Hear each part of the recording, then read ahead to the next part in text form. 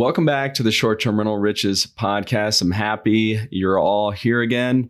We have an extra special guest today, Avery Carl. She's the Amazon bestseller of short-term rental, long-term wealth. A lot of you may have heard her on her show, The Short-Term Show, which is a fabulous podcast as well. She wears a lot of hats, so I'm excited to dive into it with her today. Welcome to the show, Avery.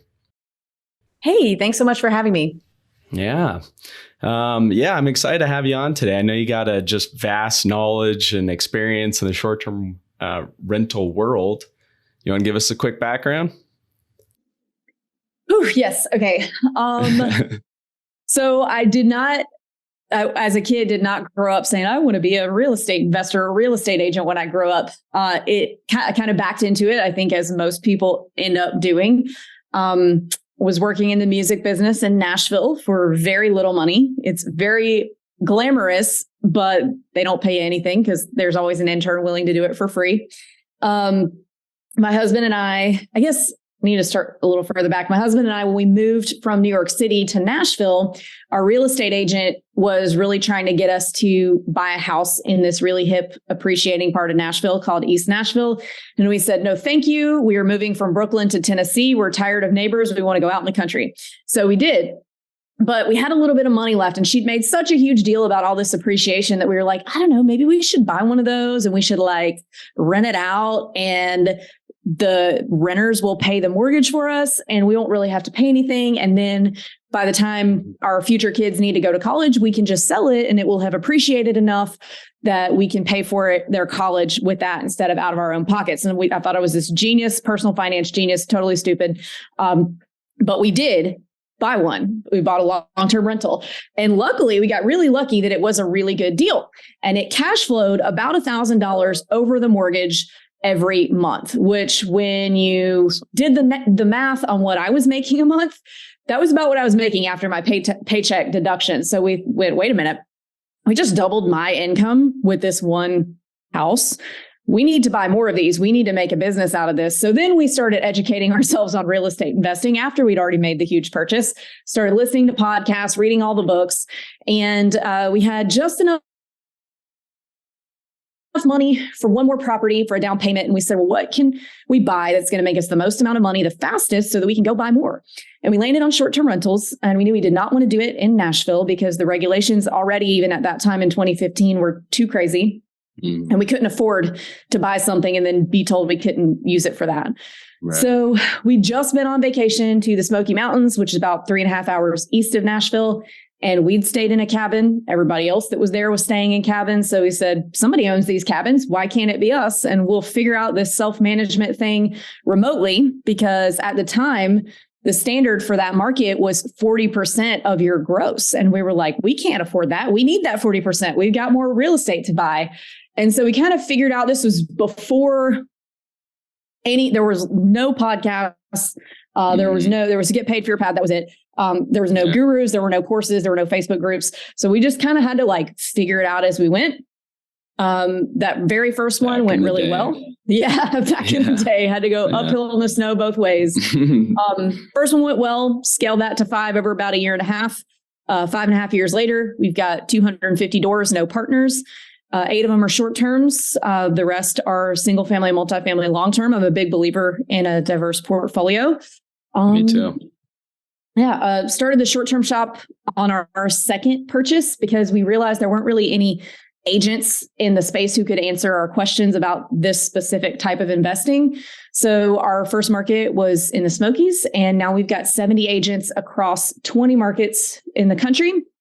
And if you buy with us, we teach you how to manage it for free while you're still under contract. So by the time you close, you're ready to go. You already know what's going on. You're not floundering around with a $500,000 investment.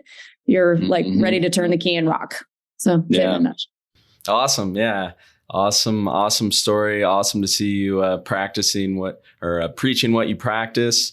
And also great to see that you have a diverse portfolio. I think a lot of people in the industry, or a lot of times people really niche down and it's the only thing they do. I also believe that having a diverse portfolio is a good idea, not just one asset class, but across multiple markets even. So you guys have 8 of those are short-term rentals, you said, out of your current portfolio? Okay.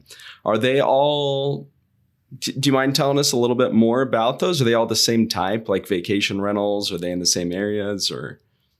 Yeah, so we like to stick to the vacation rental niche of short-term rentals. So what I mean by that is in vacation markets that are dependent on that tourism, that are dependent on short-term rentals. So in areas where there's not a lot of hotel presence. Mm-hmm. So we have 5 cabins in the Smoky Mountains in Tennessee. So in and around Gatlinburg, Pigeon Forge, Sevierville, Wares Valley, everything from a studio to a 5-bedroom.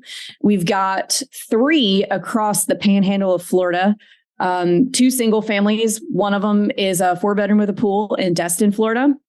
The other single family is a 4-bedroom, one house off the beach in Cape San Blas, Florida. And then the last one is actually a mixed use building that's commercial on the bottom, which is I'm actually sitting in it. It's my office on the bottom, but the top cool. is a 3-bedroom condo. Okay, very cool. Do you have a favorite among those? I think the 4-bedroom in Destin is my favorite. That one was a real turning point in our portfolio. We were able to get a really good deal on it. It had been foreclosed on twice. And the second person that it was foreclosed on they were flipping it or rehabbing it, and they'd already done all the really expensive hard work. So all that was left for us to do after they ran out of money was cosmetic. So we were able to get a really good deal on it. And it is a really great property. It's a beach house, but it's kind of like uniquely shaped and cool looking, and it's bright blue.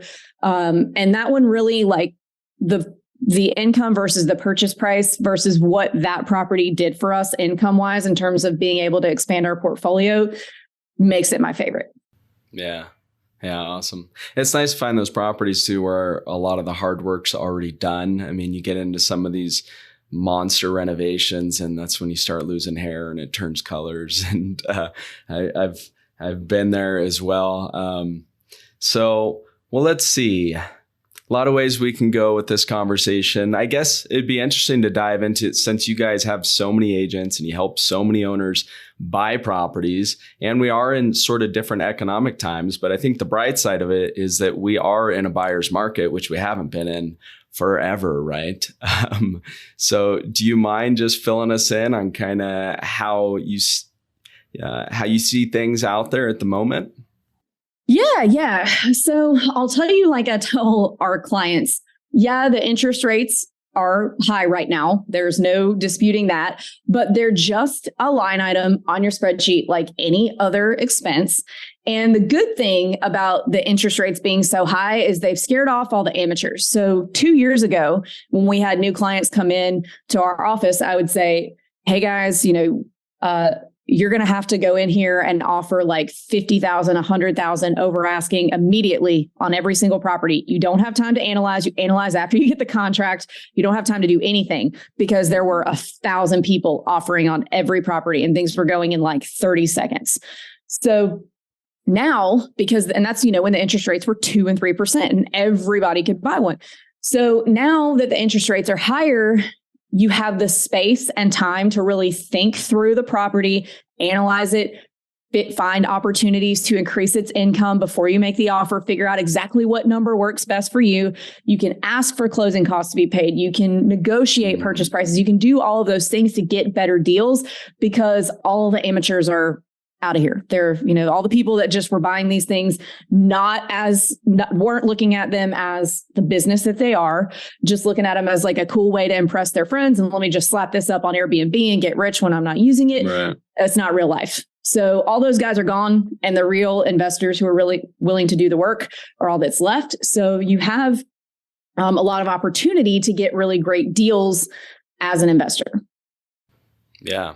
Yeah, definitely. It's nice to not have to make a decision under all that pressure. I mean, those were crazy times that we were under. It's nice to be able to ask for things that are broken to be fixed, and we're,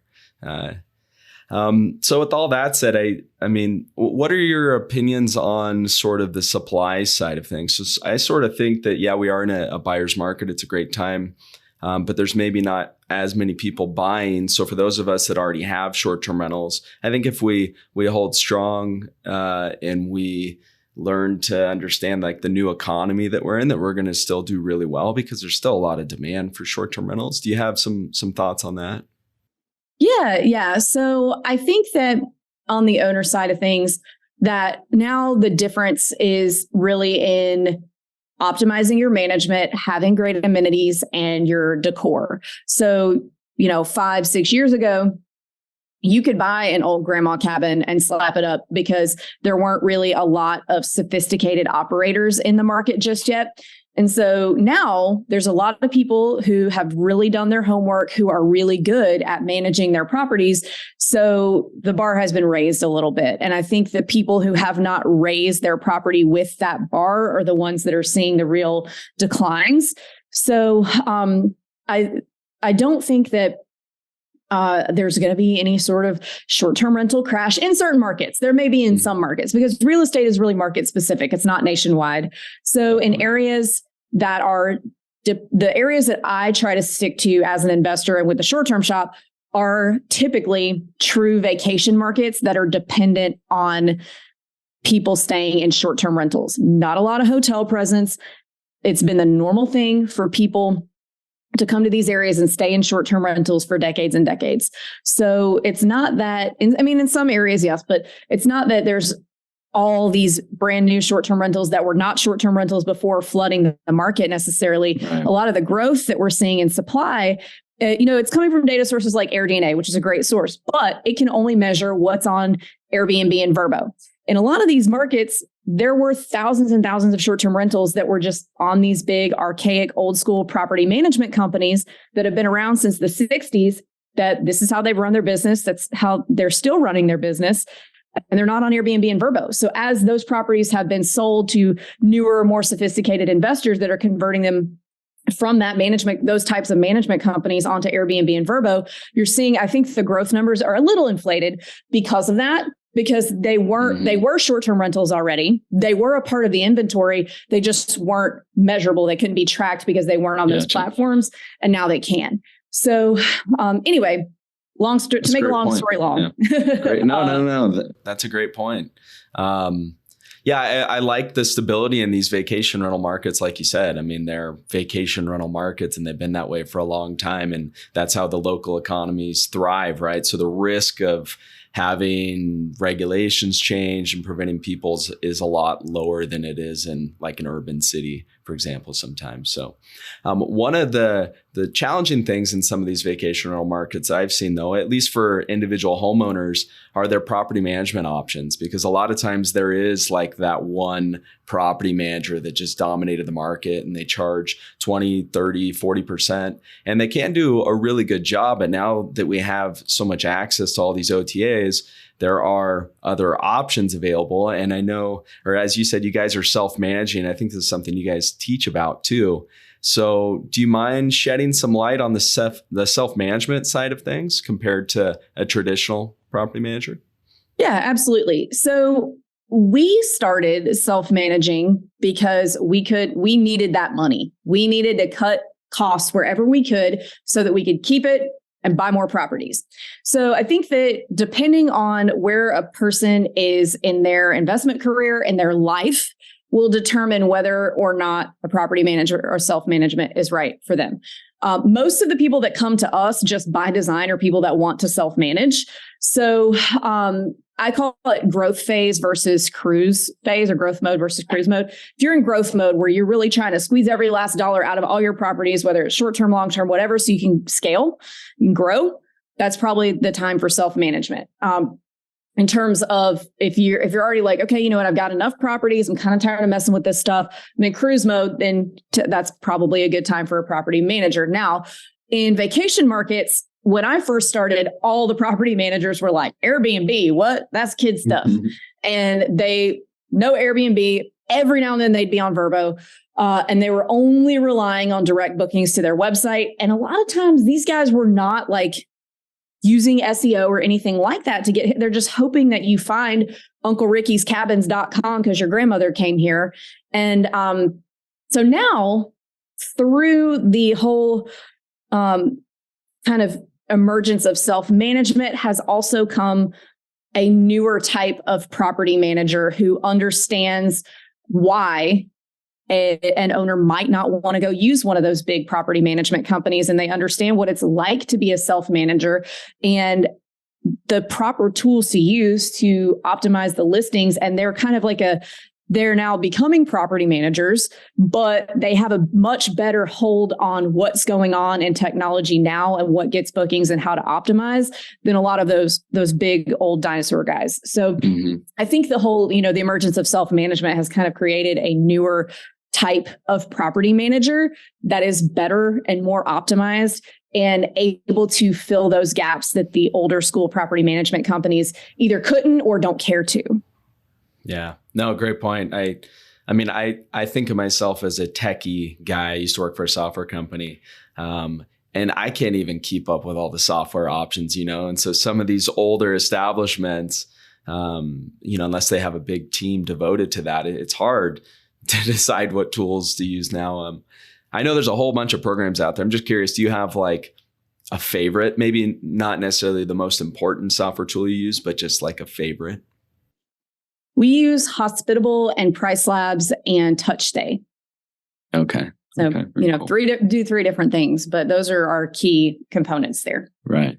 Okay. I use the Price Labs one. We've talked about that quite a bit on this channel before. Pricing obviously is very important, right? I mean, we can have the perfect property, but if it's not priced right, people aren't going to be booking it, or at least not booking it too often. And actually in your book, you talk about affordability, and I think affordability is really important. I mean, a lot of people in the US economy are getting squeezed, or really around the world, with inflation. And do you mind talking about affordability and how that plays into how someone might want to make a decision on where they're purchasing a vacation rental? Yeah. So I typically divide vacation markets into two types. So blue chip markets and emerging markets. So your blue chip markets are going to be the areas they are great places to own vacation rentals, always have been, probably always will be. You're going to see really, really, really high gross annual income numbers there, but you're also going to pay quite a bit to buy a property in those markets because of that. So places like the Smokies, Destin, Florida, Broken Bow's becoming one of those. And then you have what I call emerging markets, and they're not emerging in terms of tourists finding them. These are still mature vacation rental markets where tourists have always gone, but they're emerging in terms of there's not a lot of sophisticated managers there yet. So maybe they're smaller markets, and some of them are not necessarily smaller vacation markets. So like Western North Carolina would be a good emerging market. Cape Sandblast, where I bought my most recent one, would be a good emerging one. But the problem with those, they are more affordable, but you're not going to see a lot of great data, because the reason they're emerging is that the majority of the properties are still on those dinosaur property managers. Like at Cape Sandblast, like something like 85% of the properties are still on 1 to 2 property management companies that have been there since the 80s. And you can tell their website is not like sleek at all. So because of that, there's not a lot of great data. So you're kind of trading that lower price point for there not being a lot of data, but there's a lot of opportunity in those types of markets because they are more affordable. The Smokies was one back when I started buying in 2015, but now, the cat is very much out of the bag. A lot of really sophisticated operators have moved in. So, it's not what I would call emerging anymore. But looking for those emerging markets, the price points are going to be a little lower. The income data is going to be a little lower. But, that's the trade-off that you have. And lower price point versus, where the interest rates are right now. Yeah. Yeah. Great points there. A couple things I sort of want to dig into. I guess one is like when we don't have a lot of data, how we can really educate ourselves to get a fairly accurate idea of what that property might do. You guys talk about, or in your book, you talked about the enemy method, which is a very catchy name. So it stuck. Do you mind just breaking that down real quickly, kind of what that is? Yeah, absolutely. So you can have the best data in the world. Data can tell you what a property is doing, but it can't tell you why a property is doing that. So it can say this 4-bedroom is doing this amount, but without looking at it and looking at the other properties around it or your enemies, you kind of can't tell whether that's underperforming. Is that overperforming? Is that about where it needs to be? So you're using the enemy method to look at what your enemies are doing and how your property could outperform or maybe not perform as well. So, if your data says this property makes this much, but you go look at it and in the pictures, the paint's like peeling off and the windows are broken and it's missing shingles and the yard looks like crap. Well, that's not the best it can do because it looks like crap. And if you spruced up the outside, it would do better. So basically, you're using the enemy method to kind of run comps and see where on that data spectrum that you have a property that you're looking at might fall. Because there's a lot of intangibles that go into how much a property could make other than just the data. Like, can I add X, Y, and Z amenities, or does it already have that? What are the ways that I can improve this to get this to the number that I want it to be at versus where it's performing right now? Yeah, great point. We talk a lot about comp sets, and that's pretty much what that is, right? Your enemies are your comps, and we need to understand them as best as possible to have the most accurate picture of what we're kind of getting into. So super, super important for anyone out there looking to get into a market. We want to make sure we know what the possibilities are there and what opportunities we have. Another thing, Avery, that I think's playing into the affordability and sort of the migrations across the US is our ability to work remotely now. People are more virtual than ever. I really like the fact that people are living in Airbnbs now, or they're at least staying there for much longer. I think that it's just it's kind of the way things are going. I know it impacts certain types of short-term rentals differently than other, like urban properties, for example. It's much easier or much more common, I guess you could say, to see the much longer extended stays. Are you guys seeing, since you focus mainly on vacation type markets, are you guys seeing those reservation lengths extend a little bit as well? So we don't get as many of the digital nomad types as we just get like families on vacation. I'm sure there are some, that I haven't just drilled down on that data, but for us personally, we're all vacations all the time. Yeah, gotcha. Okay. Well, people always want to take vacations. I don't think that's ever going to go away, right? Doesn't mean we always can, but we're always going to want to, I think. And a lot of times in a down economy too, people, they maybe jump off that very top tier of vacations or the most luxurious travel options, and maybe they settle for something kind of a little less than that. Do you have some thoughts on that and how that might play out in some of these more like higher end vacation rental markets?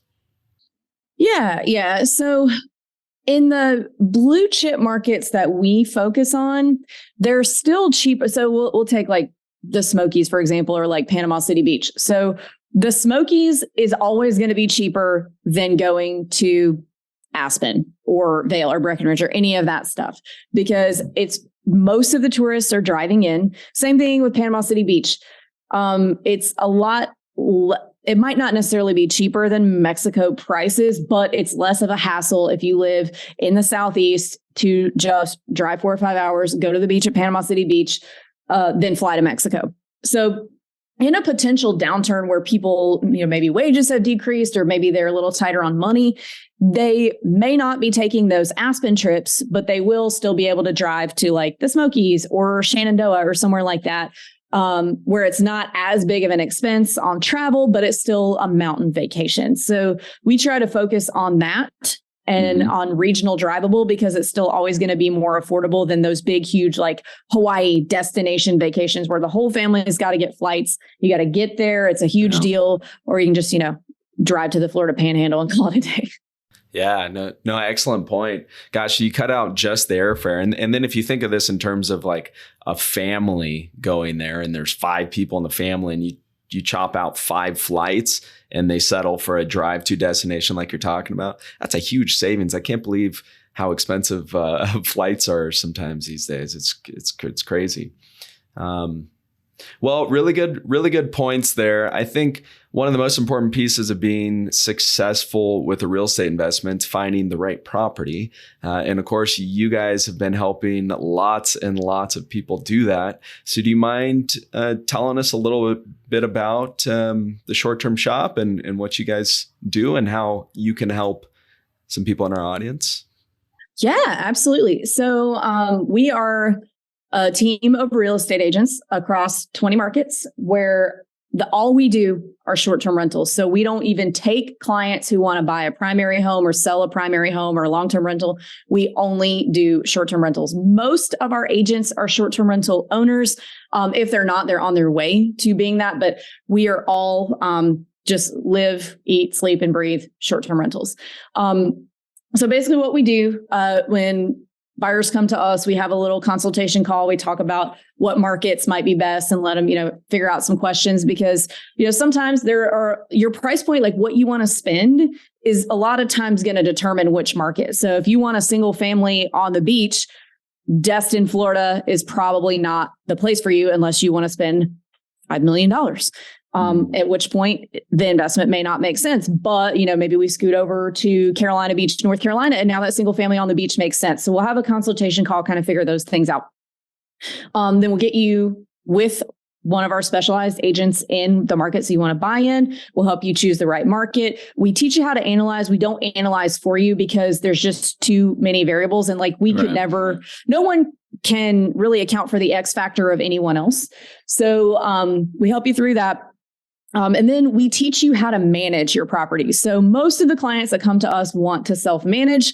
And so we've got a whole back-end program. We call it Management Mondays, where our clients can go and learn how to manage their property. They learn everything from how to set up their Airbnb and Vrbo listings to how to use the property management software to, getting help sourcing their local boots on the ground, cleaners, handymen, et cetera. And we do it all while you're still under contract. So by the time closing date rolls around, you're already confident, you know what you're doing. You're not like, oh my God, what do I do? I've just closed on this expensive house and I don't know how to run this thing. You already know all those things. And then we provide support for you basically forever. So if you ever run into a guest problem that you don't know the answer to, you can come to us. We've got a private Facebook group with a bunch of all of our past clients helping each other and us helping them.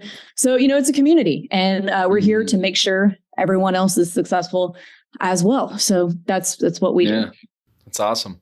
It's a one-stop shop, right? Pretty much. And you guys obviously have tons and tons of experience. If anyone out there hasn't heard Avery's podcast yet, I highly suggest it. Lots of great a lot of great interviews, a lot of good information. Let's see here. Well, shoot. Let me ask you one other thing, Avery. The title of this podcast is Short-Term Rental Riches. And a lot of times when someone thinks of the word riches, they sort of think of the financial side of it. But that's not all that life is about, obviously, right? There's lots of rich people that aren't happy. So is there one thing in your life or something that you've changed in your lifestyle recently that's enriched your life, but not in a financial way? Well, really just the ability to stop working when my kids are out of school. So when they get out of class every day at 2, I'm there to pick them up. So the ability to be able to give them the stay-at-home parent experience while still having a job and bringing in income has been really, really invaluable because, they're only little for so long. And so investing in real estate and short-term rentals has given me the ability to do that. Like I picked my daughter up from theater camp the other day and she goes, would you like to go see a movie with me? She's 4. And I was like, hell yeah, I want to go see a movie with you. Let's go see a movie. Awesome. We went across the street to see a movie. So, real estate investing has given me the ability to do that for them. And that's, irreplaceable at that time. Definitely. That's the goal, right? Leaving the rat race and having that flexibility. Well, I want to thank you, Avery, for coming on. Tons of great insight. I'd love to have you on again in the future. I know the industry is just changing really, really quickly. We'll make sure that we have all of your contact information, our show notes and everything. But any last words before we jump off? I don't think so. Thank you so much for having me. I hope to have you on my podcast soon. And thanks again. Awesome. Thanks. I've dedicated years figuring out how to manage my personal portfolio remotely. And it wasn't always easy, and it took a long time, but now my amazing team can professionally manage my properties without me. And good news, our team can also manage yours. Let us save you the stress and headaches and some money by offering you an industry low fee. To find out more about partnering with us, head to strriches.com, hit the property management button, answer a couple quick questions, and meet with me personally. That's strriches.com. Rest easy knowing that with my team, your properties will be in excellent hands.